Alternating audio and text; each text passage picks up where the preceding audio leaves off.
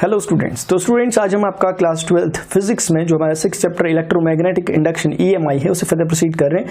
Last time students हमने इसमें magnetic flux देख लिया है क्या होता है सबसे पहले लेक्चर में। उसके बाद हमने फैराडेज एक्सपेरिमेंट देखे थे। वहां से हमें पता चला था कि किसी भी कॉइल में अगर उससे एसोसिएटेड फ्लक्स को चेंज किया जाता है तो उसमें एक EMF इंड्यूस होता है जिसकी वैल्यू फैराडे के लॉ से हमें पता चलती है E = -dφ/dt, जहां पर नेगेटिव साइन बता रहा होता है लेंजेस लॉ को कि जो इंड्यूस्ड EMF होता है ये हमेशा अपोज करता है उस रीजन को जिससे ये क्रिएट हुआ होता है। ठीक है ना, ये बातें हमने लास्ट टाइम देखी थी। अभी हम आगे की बातें कर रहे हैं। स्टार्ट करें। आज का जो लेक्चर है वो बेस्ड है मोशनल EMF पे। तो पहले मैं थोड़ा सा एक प्लेटफॉर्म तैयार कर लेते हैं मोशनल EMF के लिए। पहले जो हमने पढ़ा उसे क्विकली एक रिवीजन देते हैं। इंड्यूस्ड EMF हमने देखा कि EMF किसी भी कॉइल में या किसी भी कंडक्टर में कैसे जनरेट किया जा सकता है। उसके लिए हमने देखा था कि when conductor is at rest, हो सकता है आप इससे फेमिलियर ना हो कि इसका मतलब क्या है, वो हम आज की पर्सपेक्टिव में बात कर रहे हैं कंडक्टर रेस्ट। आप एक बात समझिएगा स्टूडेंट, आपको याद है हमने देखा था फैराडे लॉ कहता था कि E = -dφ/dt, यानी कि किसी भी कॉइल से एसोसिएटेड अगर फ्लक्स चेंज कर दोगे आप टाइम के साथ, अगर वो चेंज होता रहेगा तो उसमें EMF इंड्यूस होगा। अगर मैं ले लूं यहां पर केस की अगर हम सपोज कर ले व्हेन φ = कांस्टेंट, यानी कि जो मैग्नेटिक फ्लक्स है अगर वो कांस्टेंट है, यानी कि एक स्टडी अमाउंट का मैग्नेटिक फ्लक्स कॉइल से लिंक्ड है, तो उस समय आप देखोगे E = कितना होता है -d/dt ऑफ φ कितना है कांस्टेंट, और हम जानते हैं derivative of any constant is equal to 0, तो इसका मतलब ये 0 हो जाएगा, यानी EMF 0 मिल जाएगा। हमने देखा कोई भी EMF इंड्यूस नहीं होगा, यानी कि कोई भी पोटेंशियल डिफरेंस किसी भी कॉइल के अक्रॉस जनरेट नहीं होगा। कब? जब हमारा φ कांस्टेंट होगा, यानी कि मैग्नेटिक फील्ड कांस्टेंट होगा। तो सारे EMF को इंड्यूस करने की जड़ एक ही चीज है, φ का चेंज। अब φ होता क्या है? φ BA cos थीटा होता है, यानी कि अगर आप B में चेंज कर दो या फिर आप A में चेंज कर दो, एरिया में चेंज कर दो या थीटा में चेंज कर दो, तो आप φ में चेंज कर पाओगे, और अगर φ में चेंज होगा तो EMF इंड्यूस हो पाएगा। तो सीधी सी बात आज तक हमें यह पता थी स्टूडेंट्स कि अगर हम इधर B और A और थीटा किसी में भी चेंज करें, थीटा क्या है? B वेक्टर A वेक्टर के बीच का एंगल। हमने बहुत अच्छे से पढ़ा है, सब कुछ रिवाइज करवा रहा हूं। अगर इनमें से किसी में भी चेंज कर दें, φ में चेंज होगा, यानी कि φ का चेंज EMF इंड्यूस कराएगा। अभी तक हमने सिर्फ इतना पढ़ा था। अभी एक दूसरा तरीका भी है जिससे हम EMF इंड्यूस करा सकते हैं।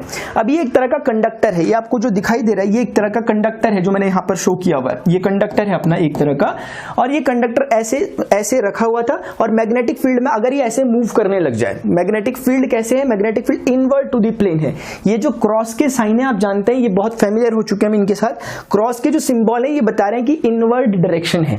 इसको जो बनाने का लॉजिक है वो ये है कि जैसे कोई एक एरो होता है ना, एरो का आगे का जो एरो हेड होता है, अगर सोचिए ये एरो आपकी तरफ आ रहा है, तो जैसे आप ये देखिए, आपको इस पेन में भी क्या दिखाई दे रहा है? आपको सिर्फ और सिर्फ इसकी टिप दिखाई दे रही होगी।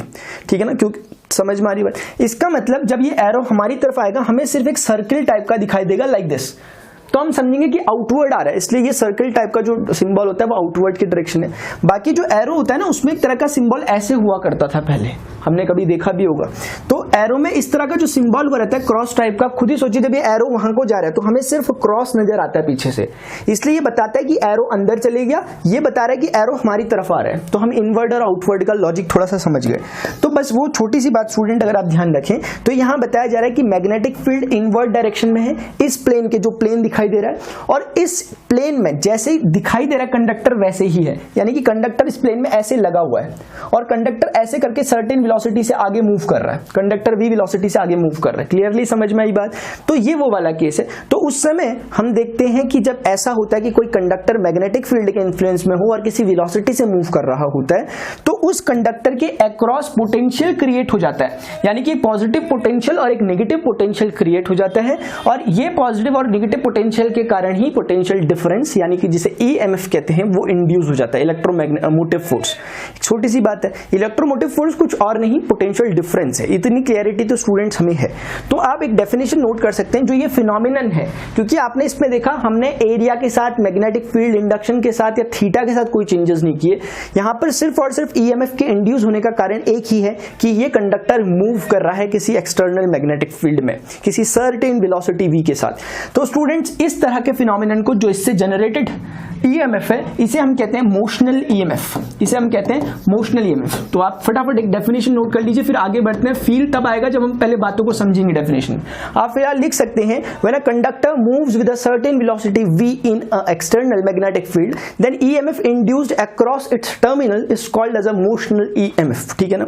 अभी हमने सिर्फ इतना कहा कि कोई कंडक्टर अगर किसी v सर्टेन वेलोसिटी v के साथ अगर किसी मैग्नेटिक फील्ड में मूव कर रहा है तो उसके अक्रॉस एक पॉजिटिव और नेगेटिव पोटेंशियल क्रिएट होता है, यानी कि एक पोटेंशियल डिफरेंस क्रिएट होता है जिसे हम इमोशनल EMF कहते हैं। उसके रीजन के कारण हमने उसके आगे मोशनल लगा दिया कि मोशन है उसके कारण जनरेटेड EMF। सिंपल सी बात है। ये एक ब्रीफ इंट्रोडक्शन था, इससे बातें समझ में आएंगी ऐसा नहीं है, लेकिन ये एक प्लेटफॉर्म था। अब बात तो हम अब समझेंगे। एक्चुअली अब हम डिटेल में देखेंगे कि मोशनल EMF होता क्या है। देखिएगा स्टूडेंट्स, एक तरह का अरेंजमेंट आपको दिखाया गया है यहाँ पर। इस अरेंजमेंट पे फोकस कीजिएगा। ये जो आपको ये एक ऑरेंज टाइप के कलर में फ्रेम दिखाई दे रहा है जिसके अंदर मैंने क्रॉस सिंबल दिखाए, आप समझ गए कि ये वो रीजन है जिसमें magnetic field inward to the plane है। इतनी बात क्लियर है। पहले अरेंजमेंट को समझ ले, पूरी सिंपल स्टोरी, इतनी सिंपल स्टोरी, इतना इंटरेस्टिंग टॉपिक है आज का। ये जो दिख रहा है आपको, इसके अंदर एक्सटर्नल मैग्नेटिक फील्ड जा रहा है। क्लियर है एक बात। उसमें स्टूडेंट आपको एक बात बताना चाहूंगा कि जो ये चीज आपको दिख रही है ना, जैसे ये वाली चीज, जो ये व्हाइट कलर का आपको अगर दिख रहा हो ABCD टाइप का एक रेक्टेंगुलर शेप दिख रहा है जो आपको, ये मेटल से बना हुआ है टोटली। हम कह सकते हैं कि 4 तरह की मेटल रॉड से बना हुआ है। मतलब ना 4 तरह की, मतलब 4 मेटल रॉड से। जैसे AB एक मेटल रॉड है, BD एक मेटल रॉड है, DC एक मेटल रॉड है एंड CA एक मेटल रॉड है। 4 मेटल रॉड से आपने एक फ्रेम टाइप का बनाया, मेटेलिक है ये। ठीक है ना। अब इस चीज को हमने v वेलोसिटी से आगे मूव कराना स्टार्ट कर दिया। अगर हम v वेलोसिटी से इसको आगे मूव कराएंगे तो ये ऐसे कुछ आगे को शिफ्ट होना स्टार्ट कर देगा, ऐसे ऐसे ऐसे ऐसे आगे जाने लग जाएगा। तो ये वो वाला केस है। v वेलोसिटी देने का मतलब समझ में आ गया, ये सिस्टम आगे मूव करेगा। एक ऑब्जर्वेबल जो थिंग है वो ये है कि आप देखोगे यहां से लेकर यहां तक के रीजन में, ये जो इतना रीजन आपको दिखाई दे रहा है, यहां कोई मैग्नेटिक फील्ड नहीं है इस रीजन में। आपको क्लियर हो रहा होगा। ऑब्जर्व करा इतना, ठीक है। हाँ, तो ये छोटी सी बात है, अभी हम इसको डिस्कस करेंगे आगे जाकर। तो एक बात है, आप देखेंगे जब ये सिस्टम आगे को मूव करेगा तो उस समय आप खुद देख पा रहे होंगे कि अगर ये कॉइल को मैं आगे मूव कराऊंगा, कॉइल कह लूंगा मैं इसको, ठीक है ना, क्योंकि कॉइल टाइप की है। तो ये जब हम पूरे सिस्टम को आगे मूव कराएंगे तो आप एक बात देख रहे होंगे, वेट फॉर सेकेंड, ये जो पूरे सिस्टम है ये भी आगे को जब मूव हो रहा होगा तो ये जो AB टाइप की रॉड है, जो ये AB टाइप की रॉड है, AB टाइप की रॉड भी आगे को मूव कर रही है। आपको क्लियरली समझ में आ रहा है स्टूडेंट्स? ठीक है, ये AB रॉड भी आगे को मूव कर रही है। अब सिर्फ समझते रहना, हमारा पूरा ऑब्जर्वेशन सिर्फ इस AB रॉड पर रहेगा। उसका रीजन है आगे डिस्कस करूंगा। AC रॉड पर कोई ऑब्जर्वेशन नहीं है, CD रॉड पर कोई ऑब्जर्वेशन नहीं है, BD रॉड पर कोई भी ऑब्जर्वेशन नहीं है। रीजन हम आगे डिस्कस करेंगे। फिलहाल जब ये चीज आगे को मूव कर रही होगी तो AB रॉड भी आगे को मूव कर रही है, इतना आप मानते हैं।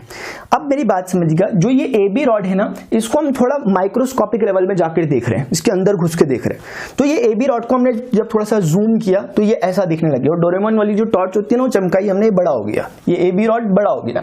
अब जब ये AB रॉड बड़ा हो गया तो इसके अंदर हमें देखने को क्या मिला, क्योंकि ये मेटल था तो मेटल की सबसे फर्स्ट प्रॉपर्टी होती है बड़ी अच्छी प्यारी सी कि इसमें फ्री इलेक्ट्रॉन्स एग्जिस्ट करते हैं। तो AB क्योंकि एक मेटल था, इसके अंदर फ्री इलेक्ट्रॉन्स भटक रहे हैं इधर उधर इधर उधर, और ये आपको दिख रहा हो क्योंकि AB रॉड के अंदर मैग्नेटिक फील्ड ऐसे जा रहा है, तो वही AB रॉड के अंदर मैग्नेटिक फील्ड जाता हुआ दिखाई दिया।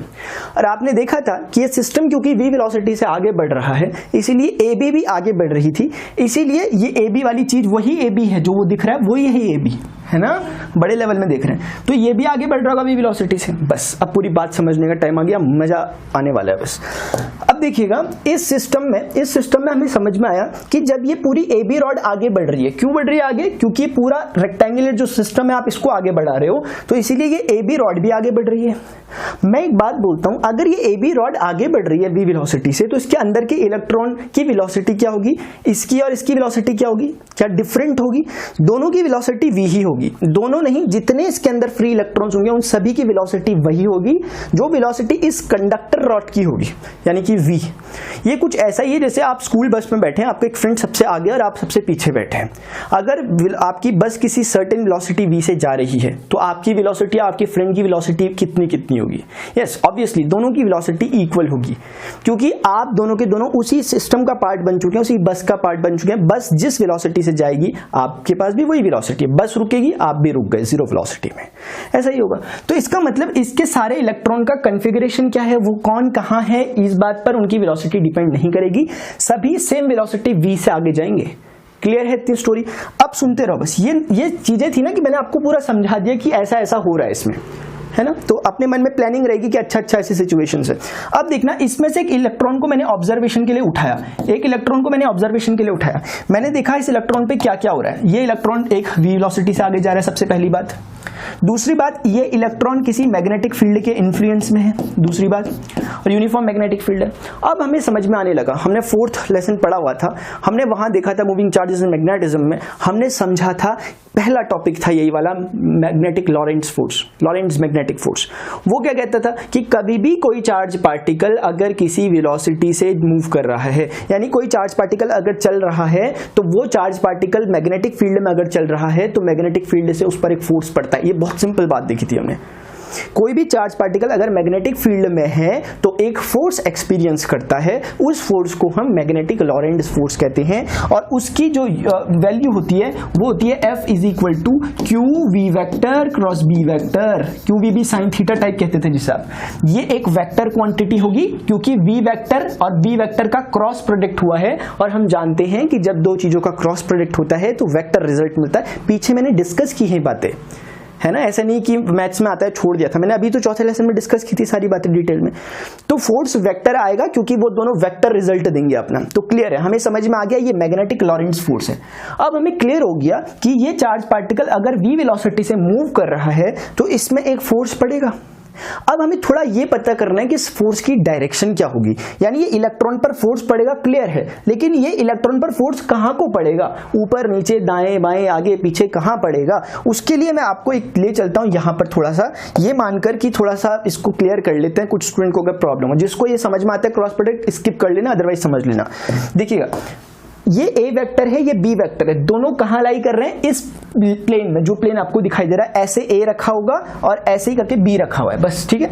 इनके बीच में कुछ एंगल थीटा बन रहा है। कोई आपको अगर कहता है कि A vector cross B vector क्या होगा, तो आप बहुत सिंपल सा उन्हें जवाब दे सकते हैं। आप बोलोगे A vector cross B vector होता है modulus of A modulus of B sine theta एक एन कैप एक डायरेक्शन प्रोवाइड करने वाला टर्म है। मैंने पहले भी डिस्कस किए बातें, लेकिन कोई बात नहीं, पूरी कर रहा हूं। ये मैग्नीट्यूड प्रोवाइड करता है और ये चीज डायरेक्शन प्रोवाइड करती है। तो हमने देखा कि कोई भी वेक्टर का क्रॉस प्रोडक्ट होने पर एक वेक्टर रिजल्ट मिलता है, क्योंकि उसमें मैग्नीट्यूड भी होता है, डायरेक्शन भी होता है, isn't it? अब स्टूडेंट मैग्नीट्यूड, क्योंकि ये ना एक वेक्टर का मैग्नीट्यूड है, ये बी का मैग्नीट्यूड है, साइन थीटा तो ऑलरेडी एक नंबर ही होता है, ये क्लियर है। अब कोई पूछेगा कि ये तो समझ आ गया, ए बी साइन थीटा तो समझ आ गया, ये एन कैप का मतलब क्या है? हम बोलेंगे एन कैप एक डायरेक्शन प्रोवाइड करता है कि अपवर्ड है, डाउनवर्ड है, क्या है मतलब ना। तो आप देखोगे ए ये है, बी ये है, हमेशा बहुत सिंपल रूल है, क्रिस्टल क्लियर। ए जब भी क्रॉस निकालना होता है, क्रॉस का डायरेक्शन निकालना होता है दोनों वेक्टर का, कुछ मत किया करो, जो पहले वेक्टर है, पहला वेक्टर कौन है, ए वेक्टर, ए वेक्टर पे अपना राइट हैंड रखा करो ऐसे कर कर, और बी वेक्टर की तरफ फिंगर्स को कर्ल किया करो, थंब जहां आता है, थंब कहां रहा, आपकी तरफ, आउटवर्ड टू द प्लेन। यानी क्लियरली समझ में आ गया कि ये जो डायरेक्शन मिल रही है ये आउटवर्ड टू द प्लेन है, outward to the plane, outward लिख दिया मैंने, आप समझ जाएंगे प्लेन के रिस्पेक्ट में बात, क्लियर है, ठीक है। अभी कोई बोल रहा है कि मुझे ना बीए के बारे में डिस्कशन करना है, यानी कि B vector cross A vector के बारे में डिस्कशन करना है। क्या होगा, हम बोलेंगे रिजल्ट होगा mod of B mod of A sine of theta and again कुछ एक मैं कुछ के नहीं कहता हूं, आप थोड़ा जनरल कर लेंगे उसे, एम कैप कह लेता हूं, है ना, एम कैप। ये क्या प्रोवाइड करा हमें, इसने हमें जैसे पहली बार मैग्नीट्यूड दिया था, इसने हमें फिर से मैग्नीट्यूड दिया, इसने हमें डायरेक्शन दिया। देखिए मैं क्विक रिवाइज कराते हुए चल रहा हूं आपका, वरना ये बात टाली जा सकती थी, आगे बढ़ा जा सकता है, लेकिन फायदा नहीं होगा। अब आप एक बात देखोगे ना, बी ए साइन थीटा या ए बी साइन थीटा एक ही तो बात है, क्योंकि आप मुझे बताइए 2 इंटू 3 इंटू साइन थीटा अगर मैं लिखूं और मैं 3 इंटू 2 इंटू साइन थीटा लिखूं तो मैं एक ही तो बात लिख रहा हूं। इसीलिए बी ए साइन थीटा लिखो या फिर ए बी साइन थीटा लिखो, बात एक ही रहेगी। हम कह सकते हैं कि B vector cross A vector cross B vector दोनों का मैग्नीट्यूड सेम होता है, हम कह सकते हैं ऐसा। दूसरी बात, आपको अगर डायरेक्शन के बारे में बताऊं, जो रूल अभी बताया था वही रूल को फॉलो करो। बी को पहले लिखा गया है, इसलिए बी पर राइट हैंड पहले बी पर रखो, उसके बाद बी पर राइट हैंड रखकर उसे ए की तरफ कर्ल करोगे तो थंब अंदर को जा रहा है, देखो ना करके खुद, ये थंब कहां को जा रहा है, अंदर को। आपके साथ सिचुएशन डिफरेंट होगी क्योंकि आप कॉपी में कर रहोगे, आप ऐसे वाला करोगे, आपका ऊपर या नीचे जाएगा, मेरा अंदर या बाहर आएगा, क्योंकि हम ऐसे में कर रहे हैं ना अभी, क्लियर है। तो आपको समझ में आया, बी वेक्टर और ए वेक्टर का जब हमने क्रॉस किया, राइट हैंड से करना हमेशा, बी से ए की तरफ करा, थंब अंदर को गया, यानी कि पहले वाले का जस्ट ऑपोजिट, पहले आउटवर्ड आया था, नाउ दिस टाइम इनवर्ड आया, अंदर को गया डायरेक्शन, यानी कि ऐसा डायरेक्शन हमें मिला इस बार क्रॉस वाला, और यहां पर हमें आउटवर्ड यानी कि ये बाहर को आ रहा था, ये मिला, क्लियर है।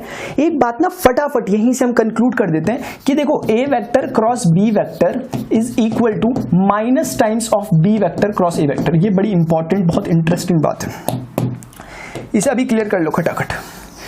देखो एक बात समझना मेरी, फटाफट में एक और बात समझते हुए चलो, मैं पूरा बेसिक क्लियर करते हुए चल रहा हूं। देखना, A vector is equal to B vector लिखा हुआ है, इसका मतलब क्या होता है? इसका मतलब होता है कि ऐसा वेक्टर ए और ऐसा वेक्टर बी, जिन दोनों के मैग्नीट्यूड्स भी इक्वल हैं, चलो ऐसा नहीं करता, मैग्नीट्यूड भी इक्वल है, इक्वल लेंथ दिख रही है और एक ही डायरेक्शन में, ये मतलब है A vector is equal to B vector. एक चीज होती है A vector is equal to minus of B vector. दो वेक्टर में जब भी निगेटिविटी क्रिएट हो जाती है ऐसे इक्वलिटी के साथ, उसका मतलब होता है कि ए वेक्टर अगर ये है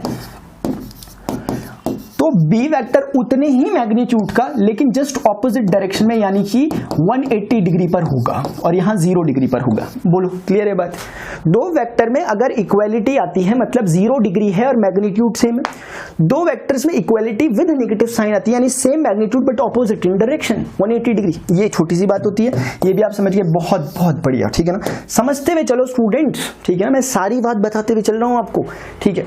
अभी हमें समझ में आ गया कि जब A vector cross B vector is equal to minus B vector cross A vector आया, तो हम समझ गए कि A vector cross B vector एक वेक्टर टाइप का है कुछ, क्योंकि मैंने बोला A vector cross B vector हमेशा वेक्टर होता है क्योंकि दोनों चीजें रखते हैं।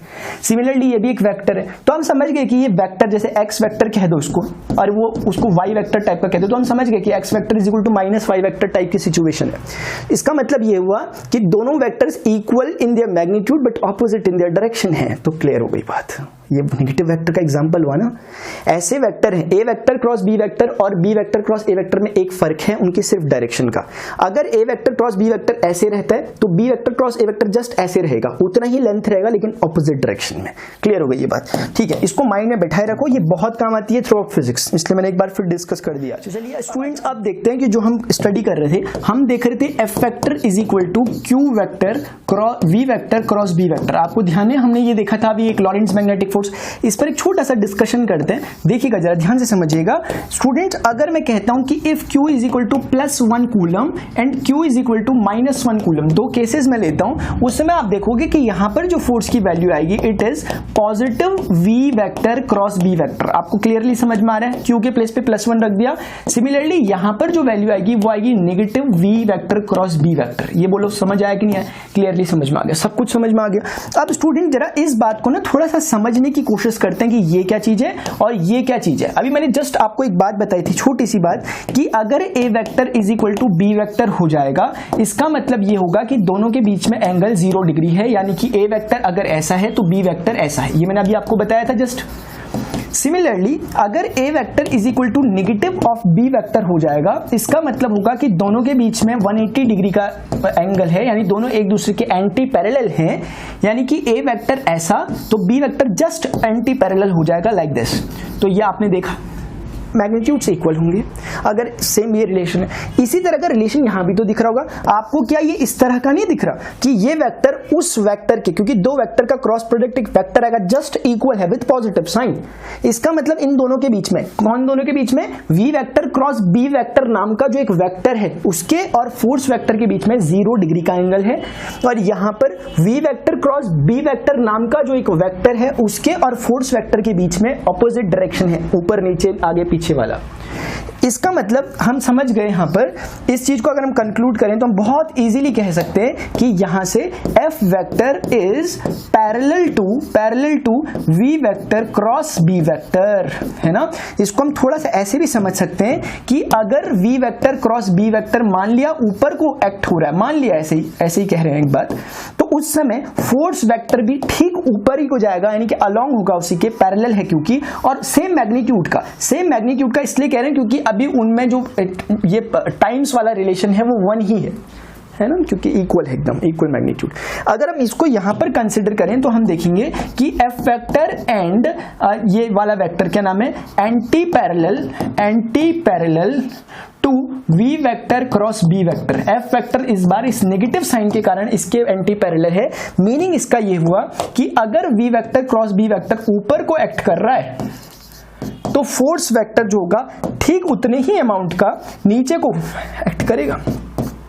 एंटी पैरेलल रिलेशन ये कब आया, जब आपने नेगेटिव चार्ज लिया। नेगेटिव चार्ज, ये नेगेटिव कारण था इसको एंटी पैरेलल करने का, ये तब था जब आपने नेगेटिव चार्ज लिया, और वो वाला प्रीवियस केस तब का है जब आपने पॉजिटिव चार्ज लिया।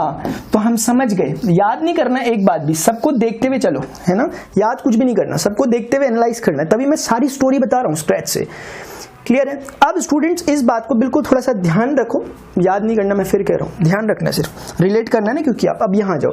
हम जो केस पढ़ रहे थे उसमें क्या हो रहा था, एक इलेक्ट्रॉन किसी सर्टेन वेलोसिटी v से आगे की तरफ मूव कर रहा था। इलेक्ट्रॉन v वेलोसिटी से जब आगे की तरफ मूव कर रहा था, मैग्नेटिक फील्ड अंदर को लग रहा था।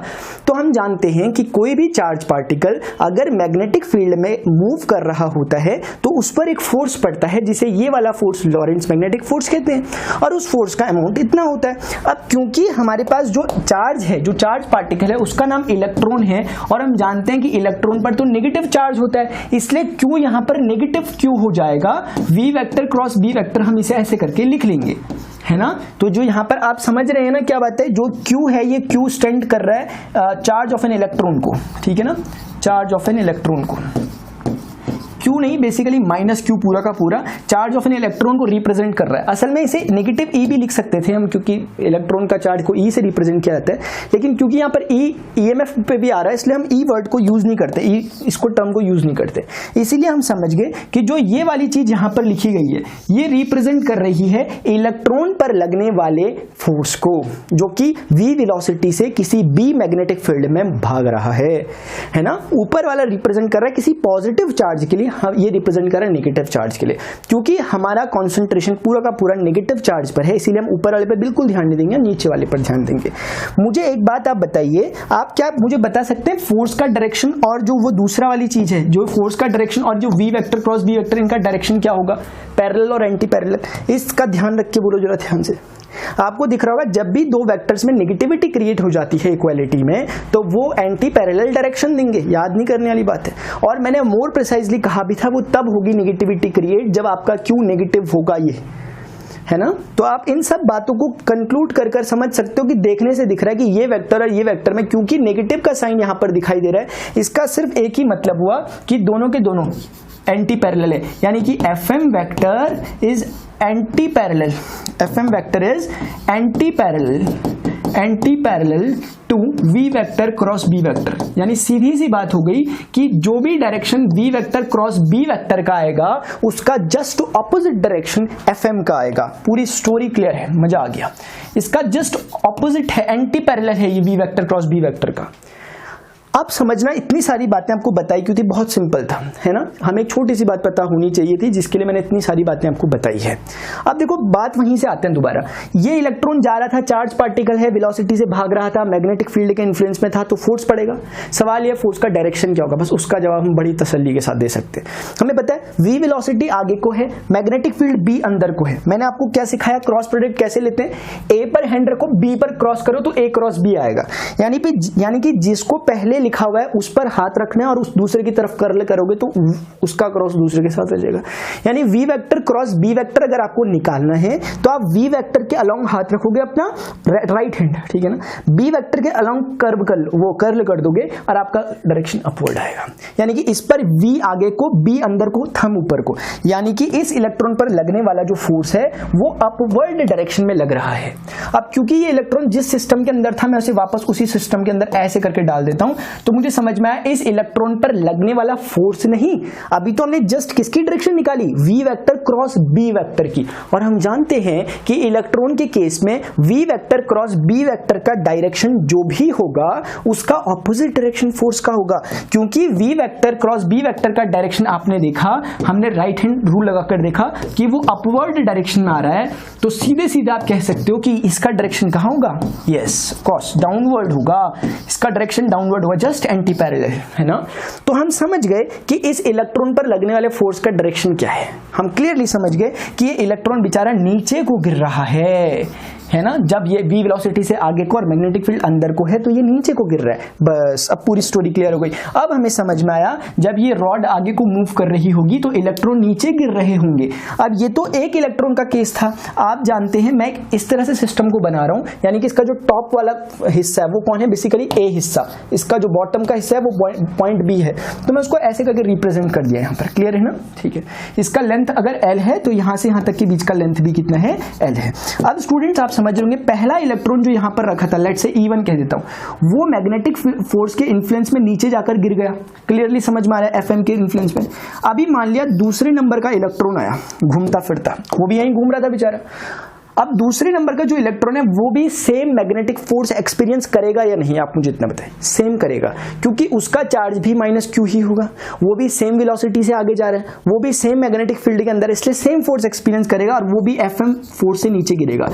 लेकिन ये क्या, जब वो नीचे गिर रहा है उसने देखा एक नेगेटिव चार्ज पहले से नीचे गिरा पड़ा है, वो ये पहले नंबर वाला था, और वो नीचे वाला नेगेटिव चार्ज से धक्का मार रहा है ऊपर जाओ ऊपर जाओ, उस नेगेटिव के कारण ना, इस नेगेटिव के कारण पॉजिटिव चार्ज भी ऊपर जनरेट हो गया होगा। ये कुछ वैसा ही है ना, असल में पॉजिटिव चार्ज मूव नहीं कर रहा। जैसे आप मान लिया आप कार से ट्रेवल कर रहे हैं, आप जब आगे को जा रहे हैं, आप देख रहे हैं जितनी शॉप्स पड़ रही हैं, जितने लोग दिख रहे हैं, जितने पोल आ रहे हैं, जितने पेड़ पौधे दिख रहे हैं, सब पीछे को जा रहे हैं, आप आगे को जा रहे हो, तो क्या सच में वो पीछे जा रहे थे, नहीं, आप मोशन में थे इसलिए आपके रिलेटिवली वो भी मोशन में थे। वैसे ही इलेक्ट्रॉन जब नीचे गिर रहा है तो लगेगा कि पॉजिटिव चार्ज ऊपर जा रहा है, पॉजिटिव चार्ज ऊपर जा नहीं रहा, असल में पॉजिटिव चार्ज वहीं था, नेगेटिव चार्ज नीचे आ रहा है, ठीक है। तो नेगेटिव चार्ज नीचे एक्यूमुलेट हो रहा है, ऊपर कोरस्पॉन्डिंग पॉजिटिव चार्ज एक्यूमुलेट हो रहा है। आप ऐसे समझें, जब ये सेकंड नंबर का इलेक्ट्रॉन नीचे गिर रहा होगा तो ये नीचे वाला जो इलेक्ट्रॉन पहले से गिरा हुआ है फर्स्ट नंबर वाला, वो उसे धक्का मारेगा, नेगेटिव नेगेटिव रिपल्सन, यानी कि अब इसको कहीं ना कहीं कुछ एक फोर्स अपवर्ड डायरेक्शन में भी महसूस होगा, यानी कि इसको एक फोर्स, एक धक्का महसूस होगा, फ्रीली नहीं गिर पा रहा, फ्री फॉल नहीं हो रहा, इसका फ्री फॉल था। अब ये बेचारे को जब नीचे गिर रहा है ये, तो ऊपर की तरफ भी एक फोर्स एक्सपीरियंस कर रहा है जो इलेक्ट्रोस्टैटिक फोर्स है ड्यू टू इलेक्ट्रिक फील्ड। इसे एक्सप्लेन करते हैं, नेगेटिव चार्ज ने लगाया ना ऊपर को, इसको दूसरे अंदाज में आप ऐसे भी समझ सकते हो कि देखिएगा स्टूडेंट, आप इसे दूसरे अंदाज में ऐसे भी समझ सकते हो कि यहाँ पर ना जैसे ये पॉजिटिव प्लेट है और एक नेगेटिव प्लेट है ना, देखिएगा जरा, ये पॉजिटिव प्लेट है, ये नेगेटिव प्लेट है, मान लिया कोई एक इलेक्ट्रॉन यहाँ पर मौजूद है, आप जानते हैं इलेक्ट्रिक फील्ड का direction positive to negative direction में होता है, क्लियर है बात। अब स्टूडेंट्स मुझे बताइए ये इलेक्ट्रॉन कहाँ को मूव करेगा, उस डायरेक्शन में, इस डायरेक्शन में, हम सभी जानते हैं इलेक्ट्रॉन यहाँ को आएगा, क्यों आएगा, क्योंकि इलेक्ट्रॉन नेगेटिव चार्ज है वो पॉजिटिव प्लेट की तरफ आएगा, एक कोई पॉजिटिव चार्ज है वो कहां जाएगा, वो पॉजिटिव की तरफ से रिपल होगा, नेगेटिव की तरफ जाएगा। तो हम समझ गए कि नेगेटिव चार्ज इलेक्ट्रिक फील्ड के ऑपोजिट डायरेक्शन, क्योंकि इलेक्ट्रिक फील्ड यहां है, मूव करता है, पॉजिटिव चार्ज इलेक्ट्रिक फील्ड के अलग मूव करता है ना। तो आप समझ गए कि जैसे जैसे यहां पर ना चार्ज एक्यूमुलेशन बढ़ेगा, जैसे पहले नंबर का इलेक्ट्रॉन जब नीचे गिरा, फिर ऐसे करके दूसरे, तो उसके कोरिस्पॉन्डिंग एक पॉजिटिव चार्ज डेवलप हुआ, तो एक electric field positive to negative लगने लगा। थोड़ी देर बाद मान लिया 2 इलेक्ट्रॉन नीचे गिर गए, 2 नहीं 5 मान लेते हैं, अब थोड़ी देर बाद 5 इलेक्ट्रॉन नीचे गिरे हुए, कोरिस्पॉन्डिंग 5 पॉजिटिव चार्जेस ऊपर आ जाएंगे। अब इलेक्ट्रिक फील्ड पहले के कंपैरिजन में इस बार मजबूत हो जाएगा, क्योंकि पहले कम चार्जेस थे इसलिए कम इलेक्ट्रिक फील्ड की स्ट्रेंथ थी, अब इलेक्ट्रिक फील्ड की स्ट्रेंथ बढ़ जाएगी, यानी कि जो इलेक्ट्रिक फील्ड ऊपर की डायरेक्शन में इलेक्ट्रॉन को ले जा रहा है, समझ रहे हो ना, इलेक्ट्रॉन को ऊपर की डायरेक्शन में क्यों ले जा रहा है, क्योंकि इलेक्ट्रॉन पर जो फोर्स पड़ेगा वो इलेक्ट्रिक फील्ड के ऑपोजिट डायरेक्शन में होता है। देख लो ना, इलेक्ट्रिक फील्ड नीचे को गिर रहा है पॉजिटिव टू नेगेटिव प्लेट, इसलिए फोर्स ऊपर को लग रहा होगा इलेक्ट्रोस्टैटिक वाला इलेक्ट्रॉन पर, जबकि मैग्नेटिक फोर्स तो वर्क कर रहा है अपना, मैग्नेटिक फोर्स सेम मैग्नीट्यूड का है, बेचारा एक ही मैग्नीट्यूड से लग रहा है। इलेक्ट्रिक फील्ड शुरुआत में बिल्कुल नहीं था, जीरो था। जैसे ही चार्ज एक्यूमुलेशन स्टार्ट हुआ, नेगेटिव चार्ज नीचे पॉजिटिव चार्ज ऊपर, तो पॉजिटिव से नेगेटिव इलेक्ट्रिक फील्ड वर्क करना स्टार्ट कर गया।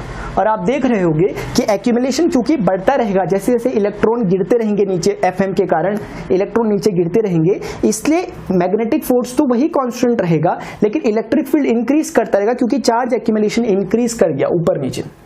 एक लिमिट, एक स्टेज जरूर ऐसी आएगी कि जब चार्ज एक्यूमुलेशन इतना ज्यादा हो जाएगा कि उससे निकलने वाला इलेक्ट्रिक फील्ड और उससे जाने वाला फोर्स इतना मजबूत हो जाए कि वो इस फोर्स को काउंटर कर दे। दैट्स इट, खत्म स्टोरी।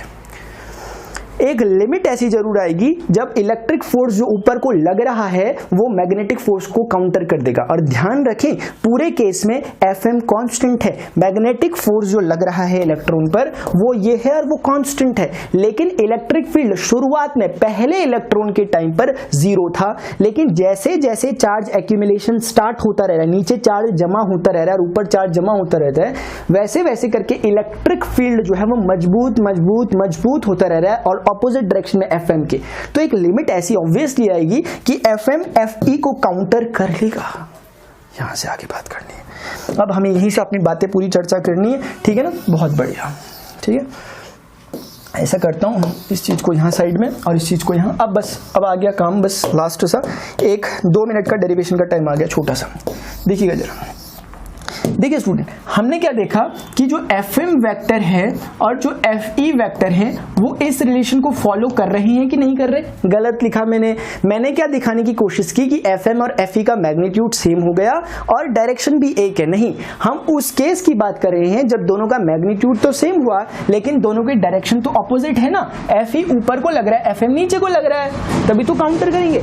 तो ये रिलेशन आया नेगेटिव के साथ। अब स्टूडेंट मुझे बताइए एफएम की वैल्यू क्या है। Q V vector cross B vector है कि नहीं है? है। और क्यू नेगेटिव लगा लेता हूं क्योंकि इलेक्ट्रॉन के लिए बात हो रही है। सिमिलरली ये नेगेटिव का साइन मैंने लगाया जो दिया था। अब एफई की वैल्यू लिख रहा हूं। हम सभी जानते हैं कि इलेक्ट्रोस्टैटिक फोर्स जो होता है इलेक्ट्रिक फील्ड के कारण वो ये होता है F is equal to Q into E. Q into E बोल लो। तो क्यू क्योंकि नेगेटिव है, क्योंकि वो इलेक्ट्रॉन है, इसलिए क्यू इंटू ई ऐसा हो गया। ये आपका इलेक्ट्रोस्टैटिक फोर्स हो गया। अब स्टूडेंट्स आप आसानी से समझ सकते हो, इस नेगेटिव क्यू ने इस नेगेटिव को कट किया, क्यू ने क्यू को कट कर दिया। आपके पास बचा V vector cross B vector is equal to negative of E vector. हमने वेक्टर फॉर्म में ही सब कुछ रिजल्ट दिया। इतनी बात स्टोरी क्लियर है। V vector cross B vector is equal to क्या बचा? V vector cross B vector is equal to बचा माइनस ऑफ ई वेक्टर। ये क्लियर हो गया, ठीक है ना। अब समझना जरा ध्यान से बात देखिएगा। जो मैं बात कर रहा था स्टूडेंट, ये जो प्लेट है ना अपनी जो दिखाई दे रही है, जिसको मैंने ऐसे करके दिखाया, मैंने आपको पहले ही कह दिया था कि जो ये रीजन दिख रहा है ये और कोई नहीं है, ये लेंथ है, क्योंकि इलेक्ट्रॉन जहां था उसका, और ये लेंथ और कोई नहीं, वो ए बी लेंथ है। ए बी लेंथ है, इसलिए मैंने पहले ही दिखा देता ये ए बी वाला लेंथ है। अगर उस ए बी रॉड का लेंथ एल होगा तो ये एल है ना। अब आपको समझ में आ गया कि इस रीजन के अंदर एक इलेक्ट्रिक फील्ड भी वर्क कर रहा है। इलेक्ट्रिक फील्ड ई मैग्नीट्यूड का है जो वर्क कर रहा है। इलेक्ट्रिक फील्ड ई मैग्नीट्यूड का है जो वर्क कर रहा है नीचे की ओर। यानी कि हम इसको अगर सिंपल दिखाएं तो हम समझेंगे कि ऐसे करके इलेक्ट्रिक फील्ड एक ई नीचे की तरफ लग रहा है, ऊपर पॉजिटिव प्लेट है, नीचे नेगेटिव प्लेट है। हमें फर्स्ट और सेकंड चैप्टर से पता चलता है इलेक्ट्रिक फील्ड और इलेक्ट्रिक पोटेंशियल के बीच में एक बहुत प्यारा रिलेशन होता है कि अगर ये लेंथ कितना है, एल है ना, क्योंकि हमने देख लिया था लेंथ ऑफ रॉड है बेसिकली है ना। तो अगर इस तरफ पोटेंशियल V क्रिएट हुआ और इस तरफ नेगेटिव पोटेंशियल क्रिएट है इस प्लेट में, तो हम समझेंगे कि E और इनके पोटेंशियल डिफरेंस के बीच में एक रिलेशन होता है। वो रिलेशन बहुत बीच में E vector dot L vector is equal to क्या होना चाहिए? पोटेंशियल, देखिएगा, potential difference with negative sign. आपको याद होगा ये फॉर्मूला कब आया था? मैं आपको हल्का सा याद दिलाता हूं। आपको क्या याद आ रहा है कि आपने कभी ऐसा भी पढ़ा था? देखिएगा जरा, आपको याद आ रहा है कभी आपने ऐसा पढ़ा था E is equal to dv upon dr of whole vector? याद आया कुछ? विद नेगेटिव साइन ये रिलेशन आया था।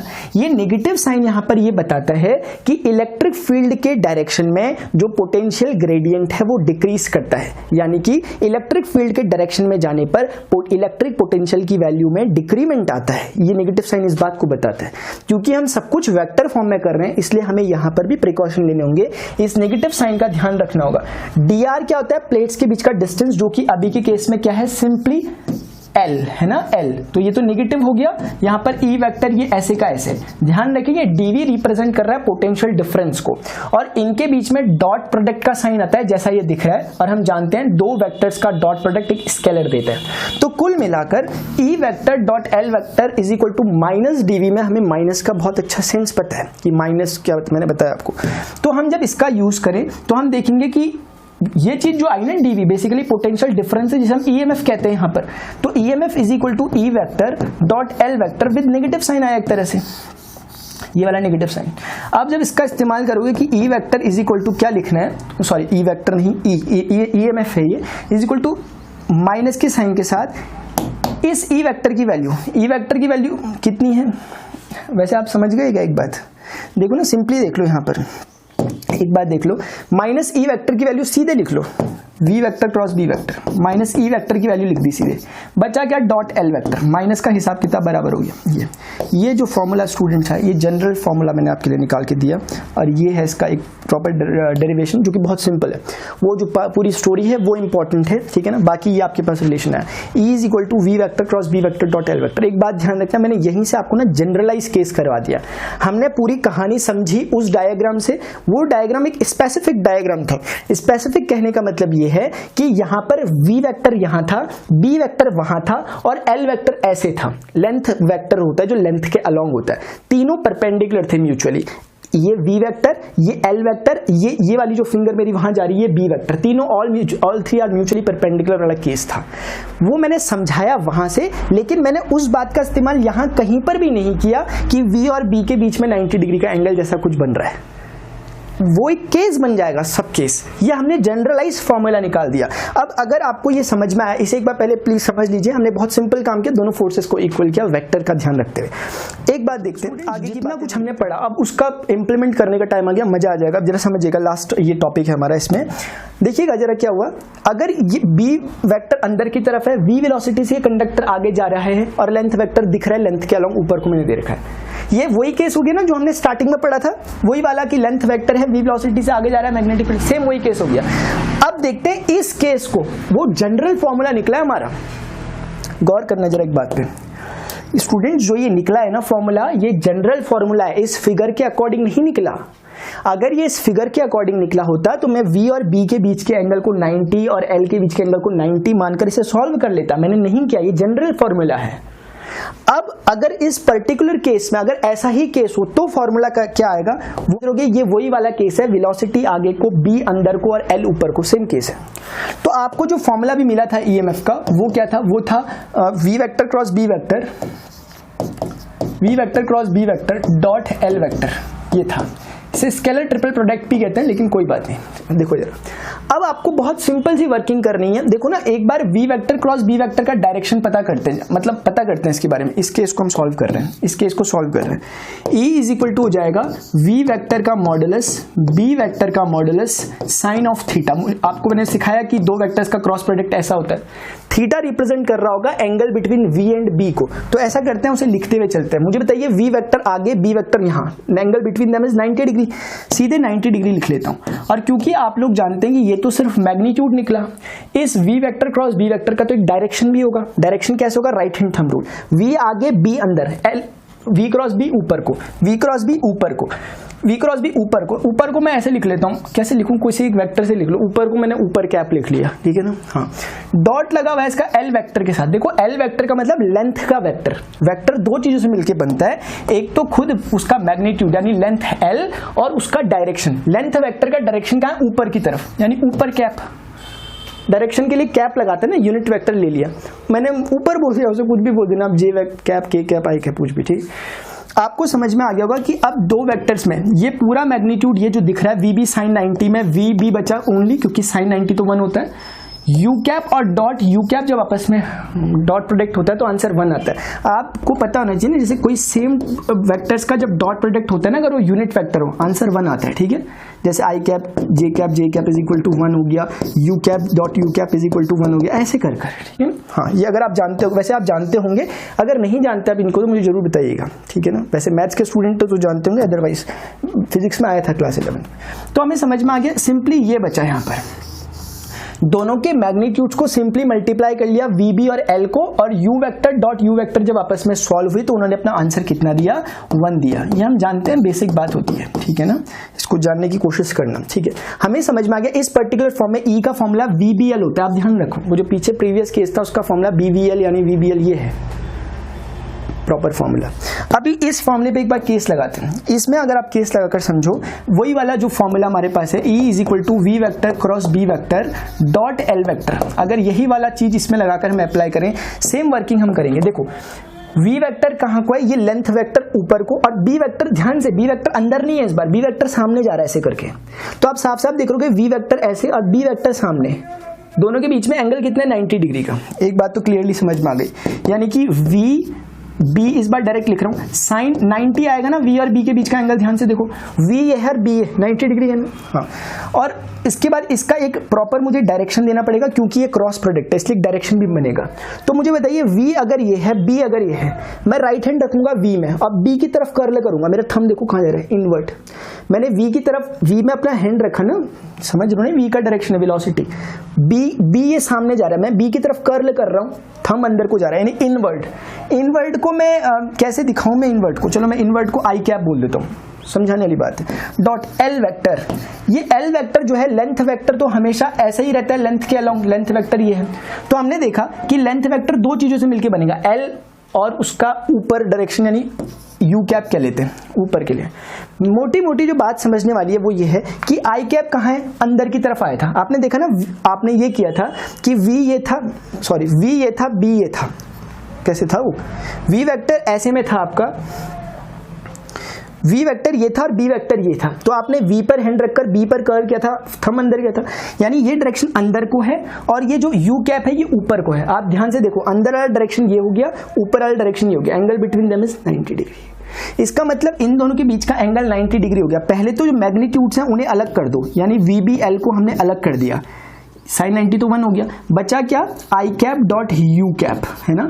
और आप लोग जानते होंगे कि जो डॉट प्रोडक्ट होता है वो ऐसे सॉल्व होता है कि VBL, ये आप सिंपली, जिनको आता है उनका तो समझ में आ गया, लेकिन जिनको नहीं आता उनको मैं सिंपल बात बता रहा हूँ। जब भी दो यूनिट वेक्टर्स रहते हैं ना, जैसे ये I cap dot J cap हो गया, इनका आंसर 90 आएगा अगर जब दोनों के बीच का, दोनों वेक्टर्स के बीच का एंगल अगर 90 होता है तो इनके डॉट प्रोडक्ट का आंसर 0 आता है, ठीक है ना। ये बात बिल्कुल ध्यान रख लो, सिर्फ उनको बोल रहा हूँ जिनको नहीं पता वेक्टर, वैसे आप सभी को पता है कि दो वेक्टर्स के बीच में अगर जब भी एंगल 90 डिग्री रहता है उनका डॉट प्रोडक्ट 0 होता है। जैसे कि आप यहाँ पर देखोगे I वाला इन्वर्ट जा रहा है, U वाला ऊपर जा रहा है, दोनों के बीच में एंगल 90 है, इसलिए उनका डॉट प्रोडक्ट 0 आ जाएगा, यानी कि ओवरऑल आंसर 0 हो जाएगा। ये छोटी सी बात ध्यान रखनी चाहिए आपको, वेक्टर की आनी चाहिए वैसे, ठीक है। इस पर्टिकुलर केस में देखो लेंथ वेक्टर ऊपर को जा रहा है, आप फिर से वही फॉर्मूला लगा रहे हो, V vector cross B vector dot L vector. जब आप इस चीज को सॉल्व करने की कोशिश करोगे आप देखोगे कि V वेक्टर और B वेक्टर दोनों एक दूसरे के अलोंग है, यानी कि V vector B vector sine of angle between them is 0 degree, क्योंकि VB साइन VB वहीं BB वहीं, दोनों एक दूसरे के अलोंग है। बाकी यहाँ डॉट L वेक्टर जो बचा हुआ उसको फिलहाल ऐसे करके लिख लो। L वेक्टर का मतलब क्या हुआ, L वेक्टर को फिलहाल L वेक्टर ही लिख रहा हूँ क्योंकि मुझे समझ आ गया साइन 0 तो 0 होता है, तो 0 पूरी थिंग से मल्टीप्लाई कर सीधे 0 देगा, कोई जरूरत नहीं है कुछ करने की। यानी कि निकल क्या रही है, EMF निकल रहा है, ठीक है ना, EMF निकल रहा है। वैसे यहाँ पर EMF निकालोगे आप देखोगे V vector cross B vector dot L vector, यानी कि V vector cross B vector जब आप निकालोगे V ऊपर को जा रहा है, B आगे को जा रहा है, यानी V से B की तरफ कर्ल करो, थंब अंदर को जा रहा है, यानी कि VB, पहले तो V और B के बीच का एंगल साफ साफ दिख रहा है 90 डिग्री है, तो V और B के बीच का एंगल 90 डिग्री यानी साइन 90, और इसका डायरेक्शन इनवर्ट जा रहा है, यानी I कैप लिख दिया मैंने, इनवर्ट। डॉट लेने L कैप के साथ, और अब L को जानते हैं, L हमेशा कहाँ की तरफ है, J की तरफ, है ना। हाँ, अब इस बार देखना L को मैंने एक चीज ना छोटी सी, इसमें और इसमें फर्क समझ लेना। इसमें लेंथ वेक्टर ऊपर को था, U कैप मैं कह रहा था उस टाइप का, इस बार इधर की तरफ को है, क्या नाम दूं इसको, मैं J कैप बोल देता हूँ, इस डायरेक्शन को J कैप कहता हूँ, कुछ भी बोल सकते हो ना अपने हिसाब से। तो लेंथ में एक यूनिट वेक्टर लगा उस डायरेक्शन में। बस समझने वाली बात यह है कि J कैप इधर को है और I कैप अंदर को है, I कैप अंदर को है, समझने वाली बात यह है। आई कैप अंदर को, जे कैप इधर को, angle between them is 90 degree. और जब भी कभी दो वेक्टर्स के बीच में 90 डिग्री का एंगल होता है, उनका डॉट प्रोडक्ट 0 आता है। इसलिए ओवरऑल आंसर लिखोगे तो आप कायदे से ऐसे कि पहले मैग्नीट्यूड को लिखोगे, वी बी ये तो 1 हो गया, और एल को मैग्नीट्यूड को लिख दिया। अब वेक्टर्स का आप डॉट प्रोडक्ट करोगे, और आपको पता है कि इनवर्ड और सामने 90 डिग्री का एंगल है, इसलिए आंसर 0, ओवरऑल आंसर 0 हो जाएगा। इस तरह से आपने देखा 0 आ गया। तो आपने स्टूडेंट से कंक्लूजन हम ले सकते हैं कि सिर्फ इस केस में कुछ सर्टेन वैल्यू आई जो कि VBL थी, जो कि VBL आई थी। इस पर्टिकुलर केस में E की वैल्यू VBL आई या BBL आई। बाकी अदर सभी केसेस में इसमें E की वैल्यू 0 आई, इसमें E की वैल्यू 0 आई, और इसमें भी E की वैल्यू 0 आई, है ना। अगर आप थोड़ा बात को समझें, अगर हम कंक्लूड करें बात को, आप एक बात गौर कर सकते हैं, इस पर्टिकुलर केस में V and L vectors are parallel to each other. देखो ध्यान से, V और L पैरेलल है। इस केस में अगर आप ऑब्जर्व करें स्टूडेंट्स, तो आप देखोगे कि इस पर्टिकुलर केस में B और V आपस में पैरेलल है। इस केस में B vector and B vector आपस में पैरेलल है ना। और इस केस में अगर आप ऑब्जर्व करें, L वेक्टर लेंथ वेक्टर आगे को था ना, लेंथ के अलोंग, और B वेक्टर आपस में एक दूसरे के पैरेलल है। यानी आपने कहीं ना कहीं देखा कि ये जो 3 केसेस है, इसमें V, B, L, कभी V और B आपस में पैरेलल हो रहे हैं, कभी B और L आपस में पैरेलल हो रहे हैं, कभी L और V आपस में पैरेलल हो रहे हैं। तीनों केसेस में हमें समझ आ गया, जब भी कोई इन तीनों में से कोई भी 2 वेक्टर आपस में पैरेलल हो जाते हैं तो EMF 0 आता है। ये पॉइंट को नोट करो। VBL 3 वेक्टर्स में से कोई भी 2 वेक्टर अगर पैरेलल हो गए तो रिजल्टेंट EMF 0 आता है। ये हमें समझ में आया। जबकि ये वाला केस था ऑल 3 आर परपेंडिकुलर वाला, ऑल 3 आर परपेंडिकुलर वाला केस था ये। बस ये समझ में आया, इसको बिल्कुल बैठाओ ध्यान से। डेरिवेशन ये इंपॉर्टेंट नहीं है इसका, ये है भी नहीं आई थिंक NCERT में शायद ये इसके केसेस, लेकिन आपको समझना चाहिए। आपको जो मेन बात समझ में आई ना वो ये है। हम एक बार कंक्लूजन कर लेते हैं। हमने क्या देखा? हमने देखा when VB and L are mutually perpendicular then E is equal to BVL। ये वाला BVL आता है। लेकिन और टाइम हमने देखा व्हेन एनी ऑफ टू इधर V and B, B and L, V and L are parallel to each other then E is equal to 0। Magnitude की बात करें, EMF 0 आएगा। आपने देखा 0 आ रहा है तीनों केसेस में जब कोई भी पढ़। तीसरी बात है when all 3 are at different angles then ये होगा। ये हमने शुरुआत में देख लिया, किसी भी जनरल केस में हमारा फॉर्मूला यही आया था, V vector cross B vector dot L vector. ये वाला जनरल केस है। चौथा पॉइंट बड़ा इंपॉर्टेंट है, जो नोट पॉइंट है, positive terminal of virtual cell is always along in the direction of V vector cross B vector. Student जो अभी हमने शुरुआत में ये सिस्टम लिया था जिसको हम मूव करा रहे थे आगे को, जिस सिस्टम को हम आगे को मूव करा रहे थे, A कह रहे थे से B कह रहे थे, आपने देखा कि इसके ऊपर की तरफ सारा एक्यूमुलेशन हो गया था पॉजिटिव चार्ज का, यहाँ की तरफ नेगेटिव चार्ज का एक्यूमुलेशन हो गया था। तो ये चीज एक सेल की तरह बिहेव कर रही थी क्योंकि इसके अक्रॉस पोटेंशियल डिफरेंस क्रिएट हो गया था। और सेल करता क्या? यही करता है, यानी कि यहाँ पॉजिटिव पोटेंशियल और यहाँ नेगेटिव पोटेंशियल क्रिएट हो गया था। ये पॉइंट समझाना चाह रहा है कि अगर आपको कभी तुरंत देखना हो कि जो आपका वर्चुअल सेल बना है उसका पॉजिटिव टर्मिनल कहाँ है, पॉजिटिव पोलैरिटी कहाँ है, तो आप सिंपली V क्रॉस B कर लिया करो। जैसे उस केस में आपने देखा V वेक्टर ये था कि नहीं था, B वेक्टर अंदर को था कि नहीं था। ये कह रहे हैं जब भी आपको अगर पता करना है कि वो पॉजिटिव टर्मिनल सेल का कहाँ बन रहा है तो आप कुछ मत करा करो, V है और जो B अंदर को है तुरंत V क्रॉस B कर लिया करो। थंब कहाँ गया? ऊपर। तो इन्होंने कहा ऊपर वाला डायरेक्शन जो भी होगा वो रिप्रेजेंट करेगा पॉजिटिव टर्मिनल को, पॉजिटिव टर्मिनल को रिप्रेजेंट करेगा V क्रॉस B का डायरेक्शन। बस क्लियर हो गया, ठीक है ना? समझे ही नहीं समझे इस बात को? हाँ ठीक है। और एक लास्ट केस अब डिस्कस कर लेता हूँ, पूरी बात खत्म हो गई। ये जो हमारे पास सिस्टम है, मान लिया ये जो चीज है ना ये, और अच्छा स्टूडेंट्स एक और बात क्लियर करते हुए चलता हूँ। आपसे मैंने सिर्फ AB रॉड पर डिस्कशन किया जबकि सब कुछ मूव कर रहा था कि नहीं कर रहा था। आप जानते हैं हमने इस पर डिस्कशन क्यों नहीं किया और इस पर डिस्कशन क्यों नहीं किया? क्योंकि आप देखोगे ये जो चीज है ना रॉड, इसका लेंथ वेक्टर के अलोंग ये लेंथ वेक्टर हो गया और वेलोसिटी कहाँ थी? V वेलोसिटी आगे थी। सिमिलरली इस वाली रॉड का ये जो रॉड आपको दिखाई दे रही है, अगर AC रॉड में से कहूं, इसका लेंथ वेक्टर भी यही था, यानी कि किसके अलोंग था? V के अलोंग। आप मुझे बताइए इन दोनों रॉड्स के लिए L वेक्टर V वेक्टर आपस में पैरेलल थे कि नहीं थे? और हमने देखा कि जब भी कोई दो पैरेलल हो जाता है VL BL VB में, जैसे अभी V और L पैरेलल हुए तो EMF 0 आता है उससे एसोसिएटेड। इसीलिए आप देख रहे होंगे कि इसको और इसको कंसिडर नहीं किया गया क्योंकि इससे कोई EMF जनरेट नहीं होगा, कोई EMF इंड्यूस नहीं होगा और इसके अक्रॉस भी कोई EMF इंड्यूस नहीं होगा क्योंकि ये V के पैरेलल है L, यहाँ भी V के पैरेलल है L। और आपको मैं तीसरा केस बता दूं कि हमने इस वाले को कंसिडर क्यों नहीं किया था, फिर इस वाले को क्यों नहीं कंसिडर किया था? उसका रीजन स्टूडेंट ये है कि आप समझिएगा, अगर मैं इस पूरे सिस्टम को उठाकर इस मैग्नेटिक फील्ड के अंदर रख दूं, अब वही सारा केस अगर हो, कौन सा वाला केस हो कि इसको उठाकर मैं यहां से V वेलोसिटी से मूव कर रहा हूं, इसको अगर मैं v वेलोसिटी से मूव कराऊं इसी मैग्नेटिक फील्ड के अंदर, तो आप एक बात देखोगे कि जो सारा वर्किंग हुई थी अभी इस वाले सिस्टम में, इस वाले में, ये जो AB वाला रॉड है, यानी कि AB रॉड में जो वर्किंग हुई थी एग्जैक्ट वर्किंग CD रॉड में भी होगी। यानी AB में अगर यहाँ A में पॉजिटिव और B में नेगेटिव क्रिएट हुआ था, तो यहाँ भी C में पॉजिटिव और D में नेगेटिव क्रिएट होगा। यानी कि जो पोटेंशियल डिफरेंस यहाँ क्रिएट है, एग्जैक्ट पोटेंशियल डिफरेंस यहाँ क्रिएट हुआ होगा। और जब ऐसा होगा तो आप समझ सकते हैं कोई करंट फ्लो नहीं होगा, कोई EMF इंड्यूस नहीं होगा। ये कुछ ऐसा केस है ना, जैसे एक वाटर है यहाँ तक फिल किया हुआ और एक दूसरा बकेट है यहाँ पर रखा हुआ, उसमें वाटर यहाँ तक फिल है। इन दोनों को अगर मैंने कनेक्ट किया तो कुछ फ्लो होगा वाटर का? हाँ होगा, क्योंकि अपर लेवल में यहाँ से वाटर यहाँ गिरने लगेगा। लेकिन अगर सोचो आपकी एक दो वाटर कैन इस तरह से और ये फुल भरा हुआ है, ये भी फुल भरा हुआ है सेम लेवल तक, अब मैं इन दोनों को अगर कनेक्ट कर दूँ क्या होगा? कोई फ्लो नहीं होगा, कोई पोटेंशियल डिफरेंस जनरेट नहीं होगा। ये लेवल डिफरेंस कोई तो पोटेंशियल डिफरेंस कहते हैं। ये वैसा ही वाला केस है, जब आपका ये भी सेम पोटेंशियल डिफरेंस पर, ये भी सेम पोटेंशियल डिफरेंस पर है, तो किस बात का इनके बीच में पोलैरिटी क्रिएट होगी? कोई भी करंट फ्लो नहीं होगा, कोई EMF इंड्यूस नहीं होगा, क्योंकि दोनों सेम EMF के सेल आपस में कनेक्ट कर दिए गए हैं। उस टाइप की सिचुएशन या इस टाइप की सिचुएशन, यही कारण था कि यहाँ पर इतने हिस्से को देखिएगा, यही कारण था ना स्टूडेंट्स कि जब मैं आपसे डिस्कस कर रहा था तो ये इतने वाले हिस्से को, जो इतना हिस्सा दिख रहा है, इसे अलग छोड़ दिया गया था। ये जो इसको मैग्नेटिक फील्ड के इन्फ्लुएंस में नहीं रखा, इसलिए नहीं रखा ताकि इस पर पोलैरिटी जनरेट ना हो पाए। अगर इस पे पोलैरिटी जनरेट नहीं होगी तो फिर यहाँ का जो पोटेंशियल डिफरेंस है वो, अगर करंट यहाँ से फ्लो करेगा और करंट यहाँ से फ्लो करता हुआ इसको बैलेंस करने की कोशिश करेगा, क्योंकि यहाँ पॉजिटिव पोटेंशियल है और यहाँ पर नेगेटिव पोटेंशियल है। ये तभी पॉसिबल है जब वहाँ पर सैचुरेशन ना हो। ठीक है ना? बस अच्छा लगा, सारा का सारा जितने टॉपिक थे हमने स्टूडेंट क्लियर कर लिए। ठीक है ना? जितना मैंने सोचा था आपको सब कुछ मैंने बता दिया।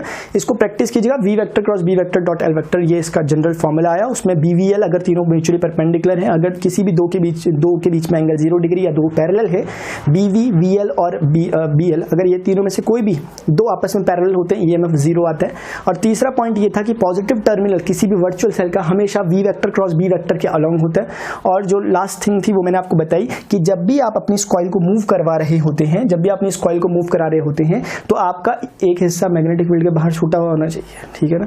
तो स्टूडेंट्स फिलहाल अभी के लिए इतना ही। मिलता हूं अपने नेक्स्ट लेक्चर में। अगर आपको लेक्चर इन्फॉर्मेटिव लगा जरूर इस लेक्चर को लाइक करें, अदर नीडी स्टूडेंट के साथ जरूर से शेयर करें। अभी के लिए इतना ही, मिलता हूं अपने नेक्स्ट लेक्चर में।